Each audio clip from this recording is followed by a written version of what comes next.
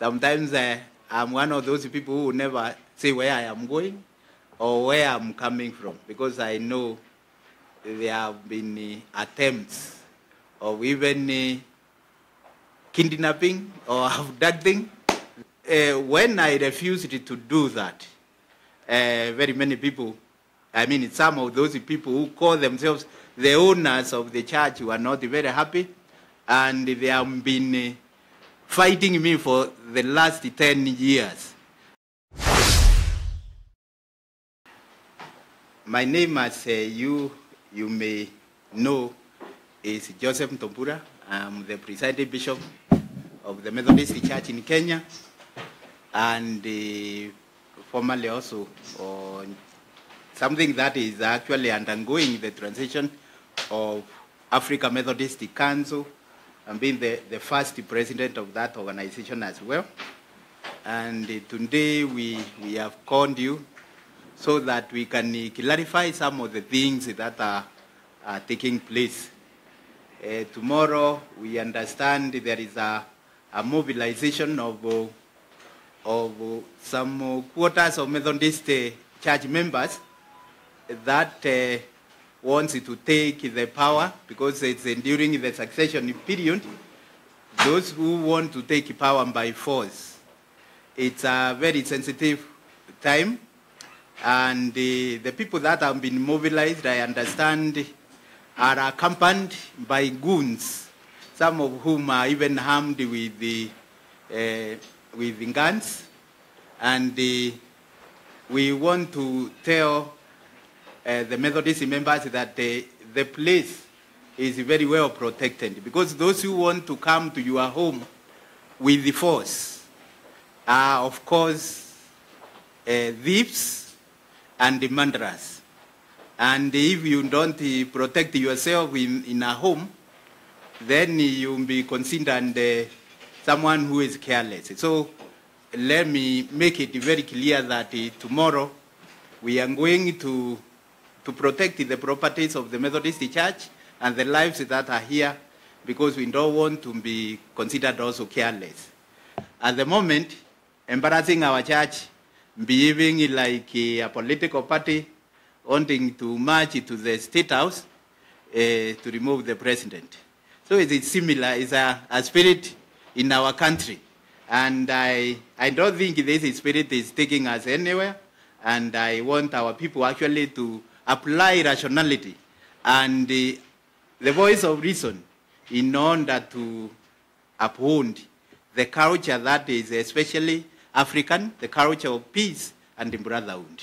I've approached the NCCK, or the National Christian Council of Kenya, to actually do the mediation, because the many times we have attempted, we have realized that there is no good will on the people that are so aggrieved to actually come to the table and negotiate. They believe that when I'm actually on this chair, they will not elect the person of their choice. So we have asked the other party, which we think will provide neutrality and be able to help us come together. And there have been obstacles also, because they have delayed in giving this and that reason, but we have asked the NCCK to continue pursuing that path of reconciliation, because that's the only way we can get a lasting peace. We have people that have really been interested in the church property, and let me put it very clearly, or become very categorical, that I'm the only presiding bishop who has never sold the land. I've run this church for the last 10 years, 2 terms of 5 years each, and I've never sold any piece of land. So it is not within the 1 year that I want actually to be, or 2 years that I can sell land. What we have been doing is we have been trying Kenya Methodist University to get rid of its debts. And they wrote a letter and requested us to give them part of our property, piece of land, so that they themselves can sell, and we take the assets here in Nairobi, like Kem Towers. And we agreed to doing that because we knew Kem is a member of this family. It's actually sponsored by the Methodist Church. We own Kem. So that was not the selling, is helping Kem to be without the debts or debt-free.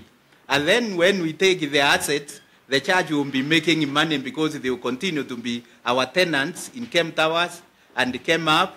And when we brought this now to our standing committee, or an organization that works in between the conferences, they agreed to it. And then another suggestion came that rather than giving the land, we could also, try joint venture. We develop the place, we get the money to clear the debts of Kem, and then we are left with the properties to give us extra income. And that would have given the church a lot of money so that they could be even giving grants to some of the churches. So we were not selling.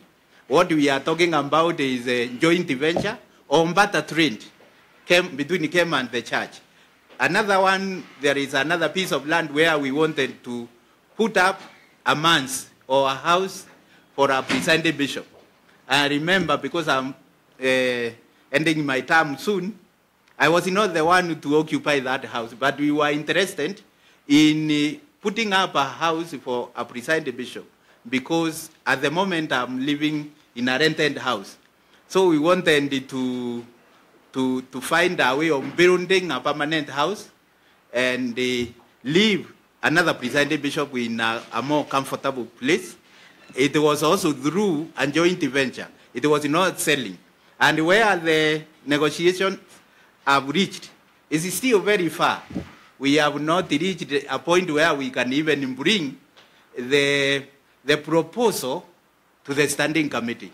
It was just awaiting that. We are still negotiating, using technical people and technical bodies to advise us. And once we land on an agreeable kind of proposal, that's when we take it now to the standing committee. There is no way a Methodist church, a very well-structured church, and with the rules and the regulations, and our procedures very, very well, put in place, there is no way one person can sell land. The land belongs to the church, to the Methodist trustees registered. So our process starts from very far, from the management, goes to the trustees, then it comes to the finance committee, goes to the standing committee, and then to the conference. There is no way one person can sell land here. The Methodist Church is a church that came to Kenya in 1862. And it stayed down at the coast for 50 years before it went to Meru in 1912. So it stayed in Meru and the coast for all that time. And in 1967, we first landed in Nairobi. Although when the Methodists came to Nairobi, they worshipped at the Lavington United Church together with the Presbyterians and the Anglican Church. So since 1967, we incurred our autonomy from the British missionaries. And for all that time, you can now imagine what we have been acquiring. We have a lot of land down at the coast. Some of the land was bought by missionaries for freeing the slaves. Those who are being captured, when they are rescued, they were to get a place to stay. So we have chunks and chunks of land there. And in Meru, the same way. That's where you find the places like Kem. Around Meru town, almost 3 quarters of actually church places are Methodist. So we have a lot of property there, and so are the buildings. We have so many schools. In Meru alone, we have over 600 both the secondary schools and the primary schools. And everywhere now we can, at the moment we could be talking of between 700 and 800 schools, including the academies and all that. Plus we have even a university, we have many colleges, we have a hospital and many dispensaries. We have here in Nairobi many places. I tend to think that this is the only church with 7 acres of land in one place. So the church is quite wealthy and it has been very small. And sometimes when you are small and you have a lot of property, you don't want even people to join the church.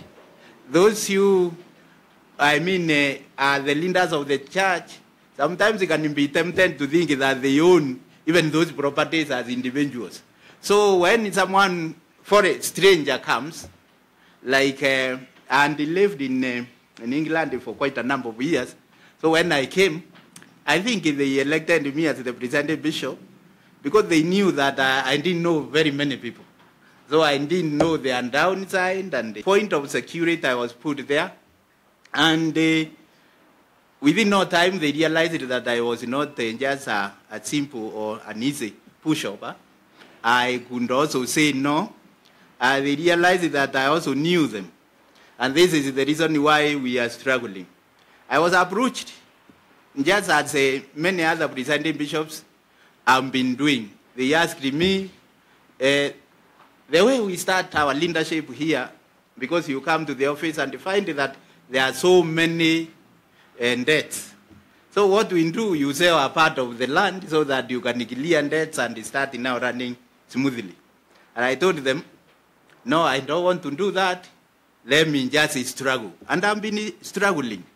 And with the help of members, we have opened churches almost everywhere. I came to this church when we were only in between 23 and 26 counties. But now we are in 45, to be exact, counties. And we have plans to go also to the 2 counties where we have not opened churches. We have plans to go to Makueni and Mandera. Those are the 2 counties we have not actually evangelized. So when I refused to do that, very many people, some of those people who call themselves the owners of the church were not very happy, and they have been fighting me for the last 10 years. I have not disowned any one of those land, and one of it actually in Jomvu, for example, they say I've sold a lot of land there. Someone and even indicated that I disowned 1,000 acres. In Jomvu, we have only 156 acres, which were bought in, 1908 by a missionary for the purpose of keeping or putting the freed slaves there. And when I came to this office, there were plans in place to distribute that land to the members of that place. And all I did was just to implement the plans that were there. I've never gotten involved. The committees that they fixed, my predecessor and put there, is the same committee that distributed land in Jomvu. I have not sold any piece of land. Very easily say that is actually malice. The bond of all the presiding bishops is there. And you can see Lawi Matthew has 2 rounds of leadership. One was in 1970 to, I can't see very clearly there, to 1980, and another one from 1985 to 92. So he's the only presiding bishop who has ran the church for 17 years. And when it's time to, when he was the chairman of the World Methodist Council came, he was given a full term of 4 years, extended by the conference. But in mine, I was only given, when I became the president of Africa Methodist Council, I was only given 2 years by the conference. But that one has agitated them so much. I also can't understand why this is happening. But I conclude it's just sheer malice and jealousy. Yeah, let me agree that there are politicians involved here. I remember for 10 years, actually, I've been fighting, or these people have been fighting me. Before I came, I found some of the institutions in a very sorry state. And came, for instance, was just a shell. And the reason being that there were people who are interested in buying our university. Politicians were involved. Actually, some of the top male elite were all involved. They wanted the university to get out of the church so that they couldn't be owned by individuals privately. And the politicians and the wealthy people have their roots embedded actually in the community. So even the council members were penetrated. The board of trustees were involved. And I found it very difficult actually to run the university when all these people were not in support of what we wanted. But my aim was actually to reverse the trend the university was taking. So I worked very hard, and many of you may have heard, because there is no other university that has been governed by media more than KEM. But throughout the time that we have been there as the chancellor, and sometimes I was the chairman of the council, chairman of the BOT at the same time before we reformed the governance, that place has given the church the hardest time, because while fighting the church leaders who are working with these politicians and wealthy people, you are not making friends anywhere. When you attend a meeting, for example, you find the people that you are facing are former leaders of the church on the opposite side. So I've had nobody to support me in all this, but I knew who was involved and what they were doing. But we have managed to bring KEM back to where it was. We have managed to get a very good VC. There was a time when they could not pay even salaries, but now they are paying, and it's now almost on its own feet. So we wanted just to do the final thing of making it debt-free through the properties that we have. Yeah. Sometimes I'm one of those people who never say where I am going or where I'm coming from, because I know there have been attempts of even kidnapping or abducting. The problems that we have, and with many other leaders in this country who are not on the popular side. Yes. Actually, what I've been telling people, I want, because I was given 2 years, extension of 2 years, and the church does not expect me actually to just resign. Nobody else is about me to give my resignation and go. I have to chair the meeting that is to elect, and that's the process that we have just started. That is to elect my successor, and then see that the successor through the induction and the transition, so that we have a smooth handover as it has always been. It's our culture and our tradition.